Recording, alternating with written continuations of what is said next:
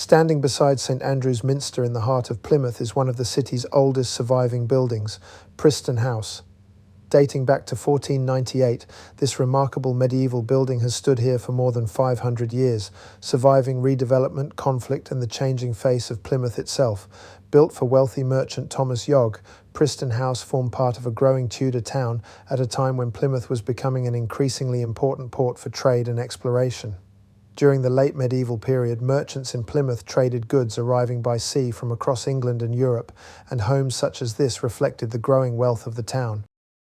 One of the most striking details is the stone lintel dated 1639 above the entrance, with a faded coat of arms. Added more than a century after the building was first constructed, it reflects the continued evolution of this medieval merchant's house during the 17th century, as Plymouth's commercial life adapted through the Stuart period. From the outside, the granite walls, leaded windows and old archways immediately stand out against the modern city surrounding it, but stepping inside feels like stepping backwards through time.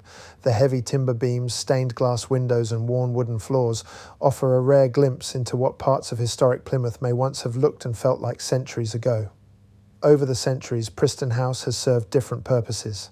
Originally built as a merchant's residence, parts of the building were later connected with local businesses, meetings and civic life as Plymouth continued to grow around it.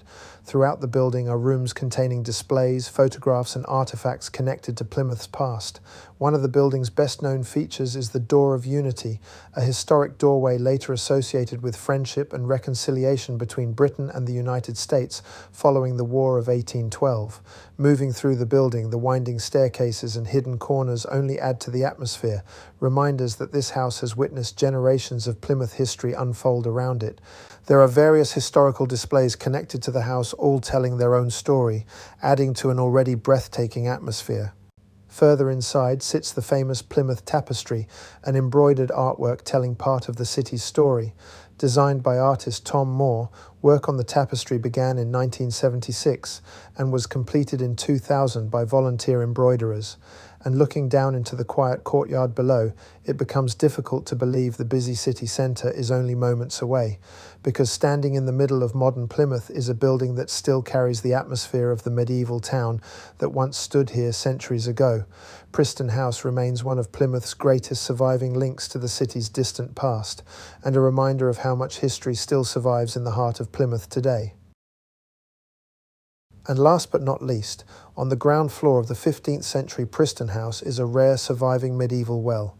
It may be linked to nearby Finewell Street, thought to reference an old fine well, offering a glimpse into Plymouth's early water supply before systems like Drake's Leat.